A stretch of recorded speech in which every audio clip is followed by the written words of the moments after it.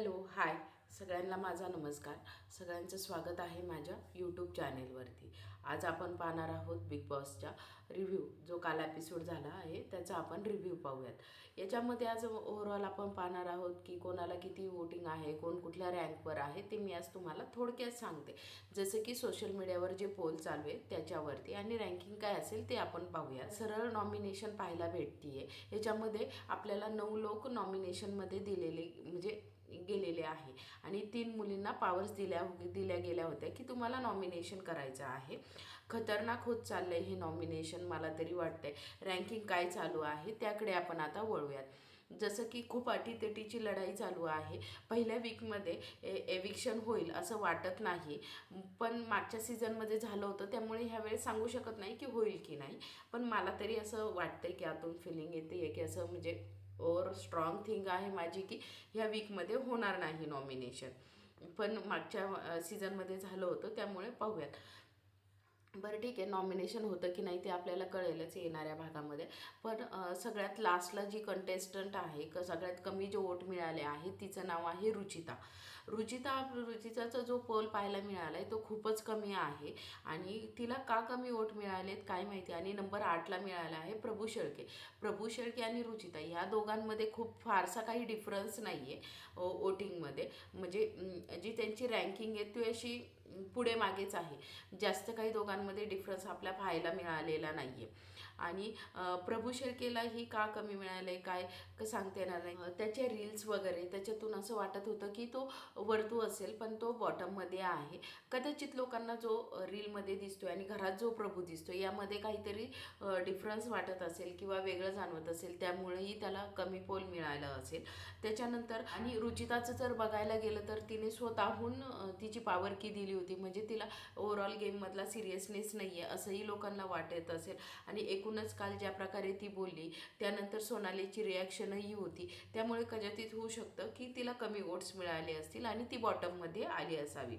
अजून एक सदस्य आहे कमी वोट मिळाला, ती आहे राधाम पाटील मुंबईकर. हिलाही खूप खूप कमी वोट्स मिळाले आहेत.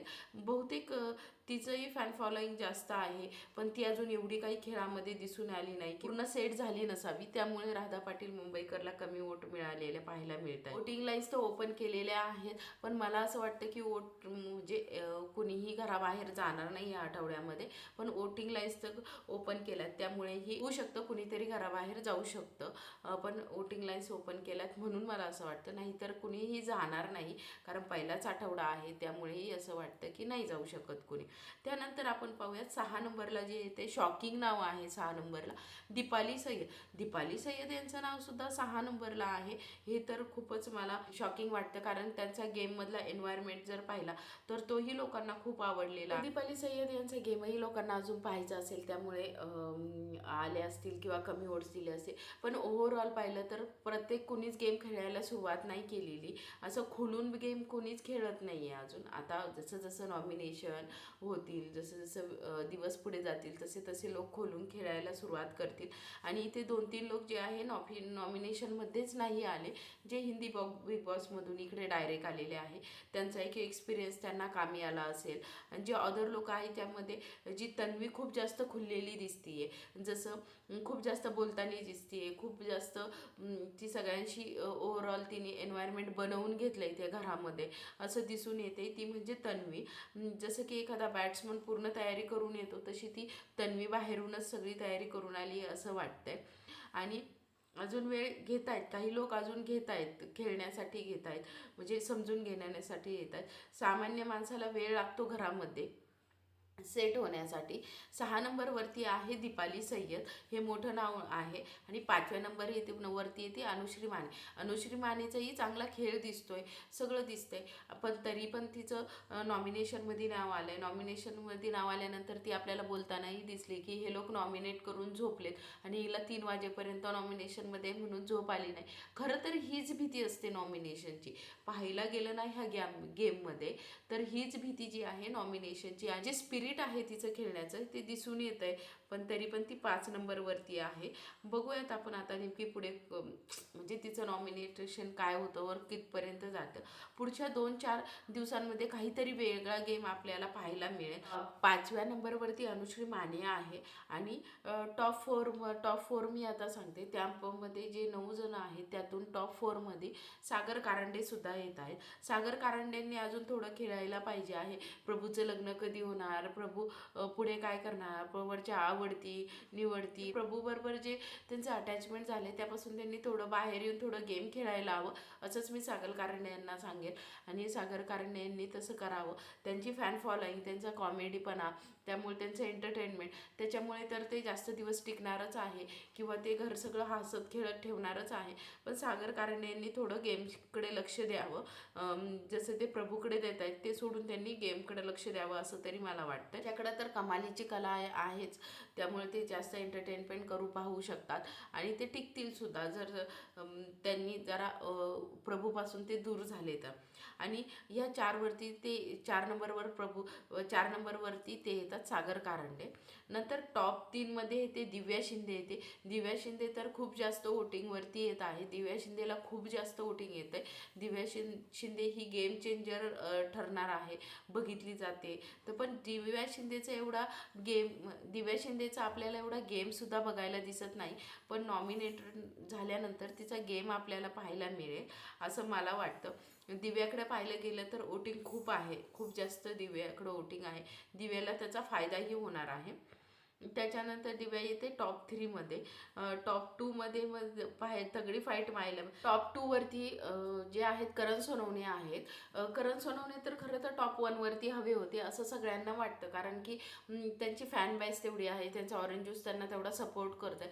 मला तर वाटलं होतं की तो करण सोनवणे हे 1 नंबरला असतील, पण करण सोनवणेने टॉप 2 पोझिशन घेतली आहे. आणि हा महाराष्ट्र आहे ना, महाराष्ट्र कधीही काही करू शकतो. कधी आपली फॅन बेस कितीही असली तरी एखाद्याचं नॅचरल व्यक्तिमत्व आहे, नॅचरली जो खेळ आहे तो महाराष्ट्रातील लोकांना आवडू शकतो. आणि तेच धरून रोशन भजनकर हे टॉप 1वरती आहे. हमालीपासून तर बिग बॉसपर्यंतचा त्यांचा जो प्रवास आहे किंवा त्यांची सिमेंट उचलताना वगैरे त्यांना हमाली करताना दाखवलं आहे, त्याच्यावरून त्यांचं नॅचरल व्यक्तिमत्व बघून, नॅचरल व्यक्तिमत्व त्यांचं जे दिसतंय बिग बॉसमध्ये त्याच्यामुळे ते वरती आलेत.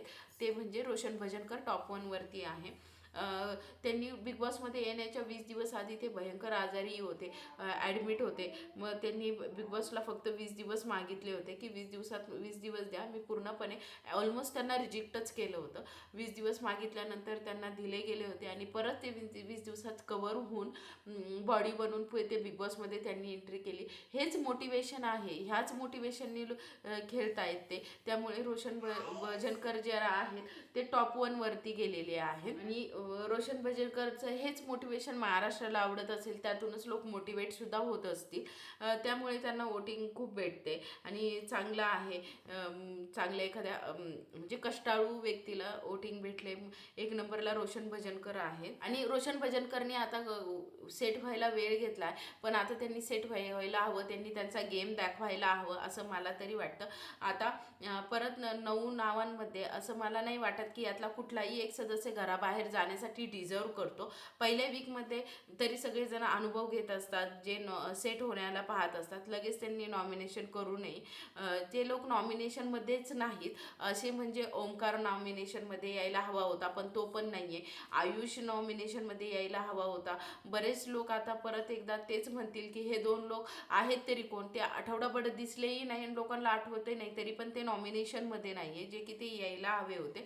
आजच्या एपिसोडमध्ये किती दिसत आहेत ते आपण आज तर पाहूयात. सध्या तरी हे वोटिंग आहेत, अशा प्रकारे ट्रेंड चालू आहेत. आपण पुढे जाऊन पाहूयात तुमचं कोणाला सपोर्ट आहे, तुम्हाला कोण आवडतंय खेळताना आणि आजच्या गेममध्ये जे ओव्हरऑल सगळं घडलं त्याबद्दल तुम्हाला काय वाटतं ते तुम्ही नक्कीच मला कमेंट करून सांगा. आणि चूक तो चूक, बरोबर तर बरोबर हे तुम्हाला माझ्या चॅनेलवर पाहायला भेटेल. त्यासाठी तुम्हाला माझ्या चॅनेलवर यायलाच लागतंय. त्यासाठी माझ्या चॅनलला लाईक, सबस्क्राईब, शेअर करा.